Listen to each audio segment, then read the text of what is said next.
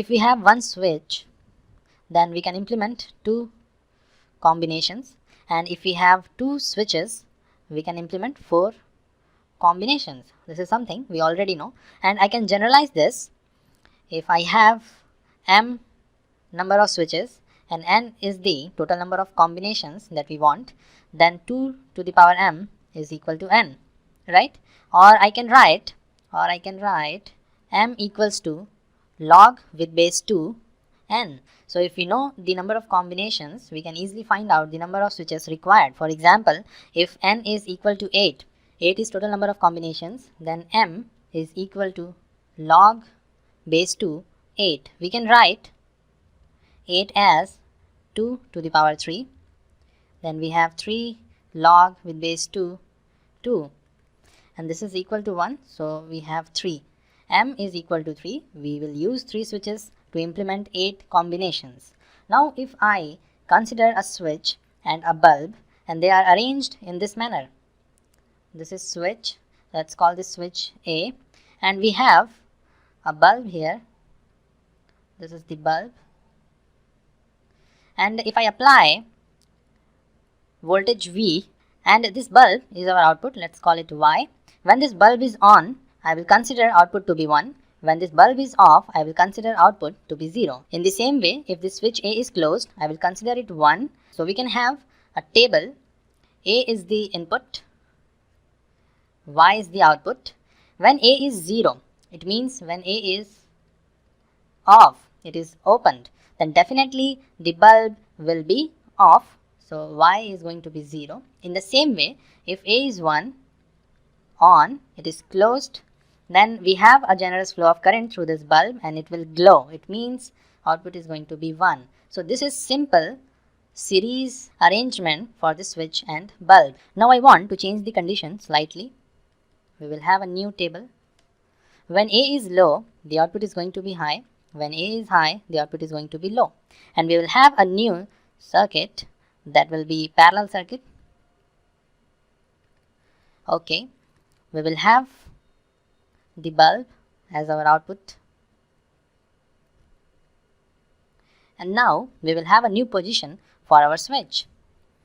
The switch will now be connected like this. This is A, our switch, and this is the potential difference that we are applying.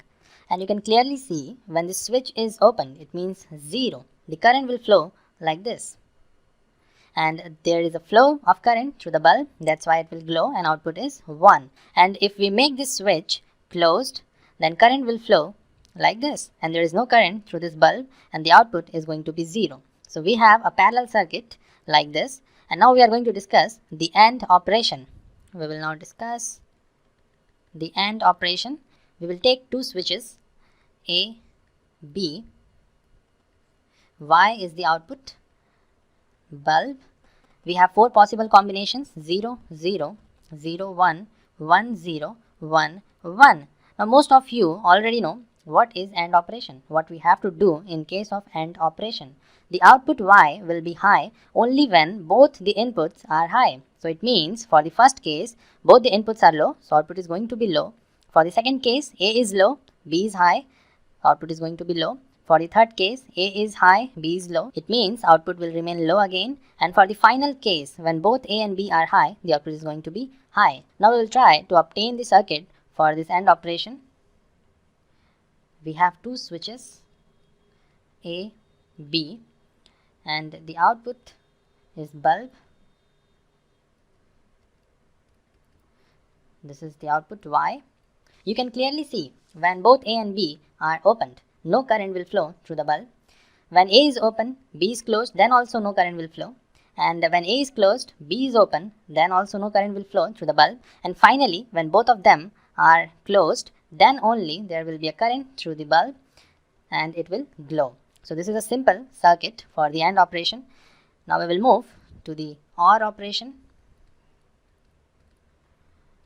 A, B, Y, 0, 0, 0, 1, 1, 0, 1, 1. In case of OR operation, the output will be high if one or more inputs are high. In first case, both inputs are low, so y is going to be low. In the second case, b is high, so y is high. In the third case, a is high, so y is high. And finally, both of the inputs are high, so the output is high.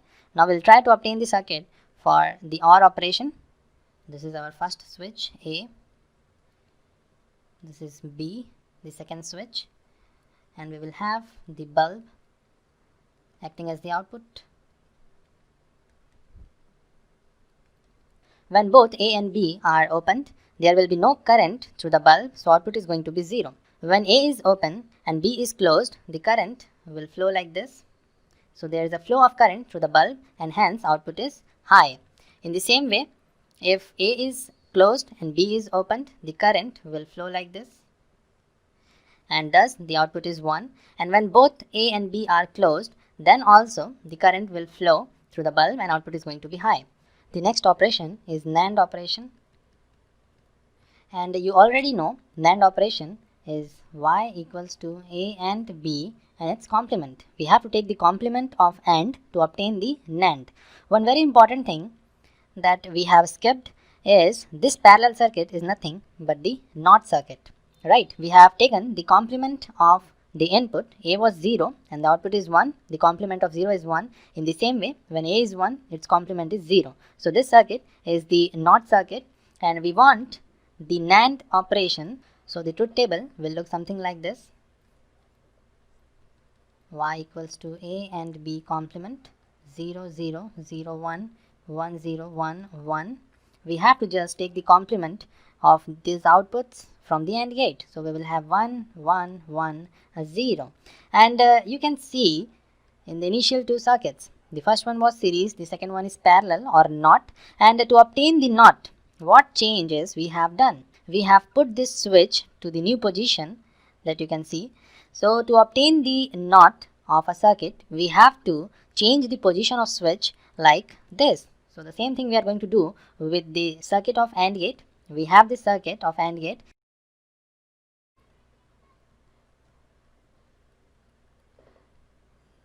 This is the circuit for AND operation. The output is Y. And to obtain the NAND, we have to remove this switch from this position. And we have to put the two switches like this. The same thing we have done in this case. We have removed this switch and put it like this to obtain the complement. And to obtain the NAND from AND, we have removed this switch from this position and put it like this. Or you can easily find out the circuit from this table, but it is just a simple trick to remember how to obtain the complement of any given circuit.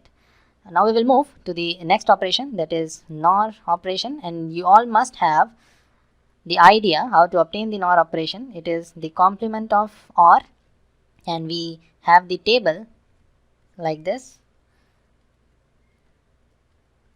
We have to take the complement of the outputs from the OR table, 0, 1, 1, 1.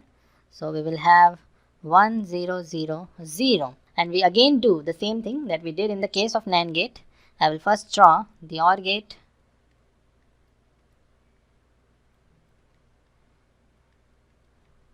This was the OR gate. Two switches are A and B. And we want the complement of the OR. This is OR and we want the complement of the OR. So we are going to remove the two switches from this position and we will have a new position for them. We will have a new position for them. It will look something like this.